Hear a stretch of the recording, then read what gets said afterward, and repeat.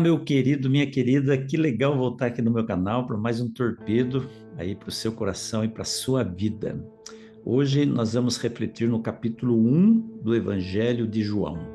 Eu, Antônio, particularmente, eu gosto, amo muito o Evangelho de João. João é chamado discípulo do amor, tá? Só para você se contextualizar aí no evangelista João, esse João não é o João Batista. O João Batista é o primo de Jesus, aquele que veio preparar o ambiente, o caminho, digamos assim, para a vinda do Messias. É aquele que disse: Eis o Cordeiro de Deus que tira o pecado do mundo, né? Esse foi João Batista, filho de Isabel, primo de Jesus. Esse João do qual eu quero falar com você hoje é João o Evangelista. Ele era um dos 12 discípulos, chamado de discípulo do amor. Tudo leva a crer que esse João era o discípulo mais jovem que Jesus tinha, o mais moço, né? Não tinha tanta experiência de vida assim, era bem jovem ainda. E foi para esse João que Jesus olhou e disse para ele, quando Jesus estava lá prestes a morrer na cruz, ele disse: Eis aí a tua mãe. E disse para a mãe dele, Maria: Eis aí o teu filho. Né? Ou seja, ele entregou para esse João, o evangelista, a responsabilidade de cuidar de Maria a partir dali, a partir da morte dele na cruz. Ele sabia que ele ia ressuscitar, mas que ele também iria para o céu, né? Não iria ficar aqui na terra com os homens.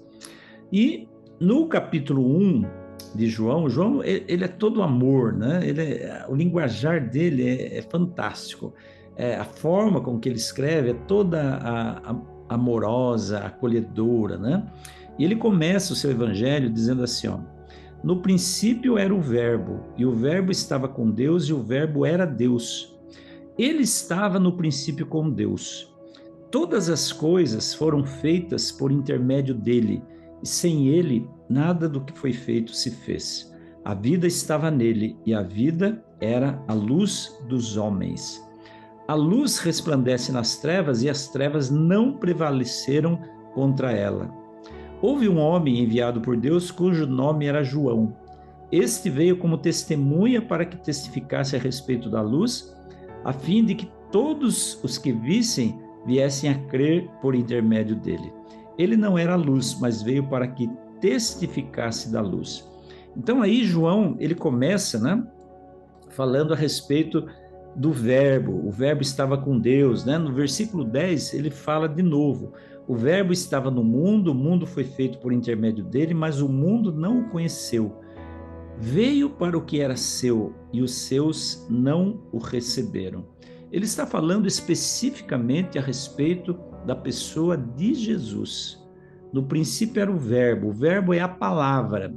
O verbo estava com Deus, Jesus estava com Deus, a palavra, né, estava com Deus. Ele é chamado de o verbo aí. E o verbo era Deus, Jesus era Deus. Todas as coisas foram feitas por ele, e sem ele nada do que foi feito se fez. Aí você começa a entender aquele versículo de Gênesis, quando diz lá que Deus falou assim: façamos o homem à nossa imagem e conforme a nossa semelhança. Por que ele usa, né, o termo aí, o pronome nosso, nossa imagem, nossa semelhança, o verbo no coletivo aí, façamos? Porque ali havia realmente as três pessoas da Trindade presentes no momento da criação: Deus Pai, Deus Filho e Deus Espírito Santo. Então Jesus estava sim presente com o Pai lá na criação do mundo. Por isso que diz que todas as coisas foram feitas por ele, e sem ele nada do que foi feito se fez. E aí diz que ele veio para os que eram seus, e os seus não o receberam. Porque ele veio trazer um benefício, um privilégio especial para o seu povo, o povo judeu. Infelizmente, o povo judeu não aceitou Jesus como Messias. Messias significa Cristo. Cristo, o Messias, aquele que foi enviado de Deus para a salvação do homem. Esse Messias, esse Cristo, veio para o seu próprio povo, o povo do qual, humanamente falando, ele era descendente, os judeus. Mas os próprios judeus não aceitaram a Cristo. Os próprios judeus o rejeitaram a ponto de o entregarem para um julgamento injusto, um julgamento ilegal que foi feito pelos romanos e que devolveu de novo o Cristo para que eles crucificassem. Eles rejeitaram Jesus e a crucifixão é a maior prova da rejeição que eles tiveram de Jesus.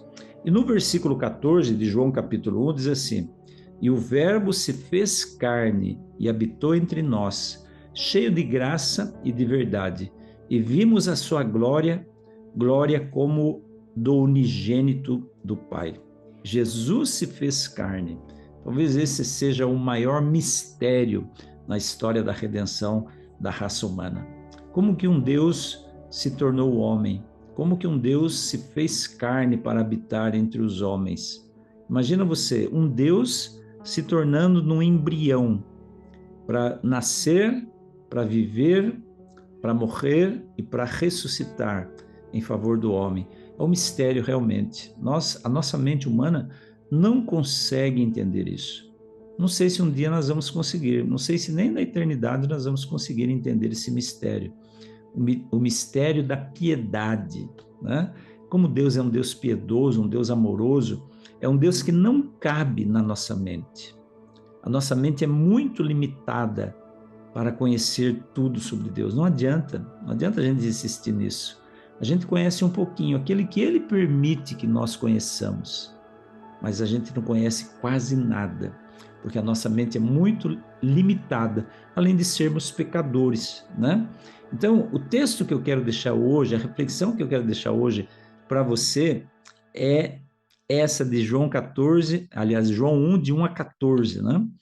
O Deus que se fez carne para vir e morrer por você e por mim. É um Deus de amor, um Deus que se importou tanto, que Ele deixou a glória do céu, deixou o trono celestial para vir aqui nesse mundo, para dar a sua vida em resgate daqueles que o aceitam. Então, que você e eu possamos aceitá-lo a cada dia da nossa vida, para que possamos compreender e experimentar um pouquinho desse amor, esse amor que Ele tem por nós, tá bom? Que Deus abençoe a sua vida, a sua semana, e amanhã eu volto com mais um torpedo aqui para o seu coração. Fica com Deus e até amanhã. Tchau, tchau.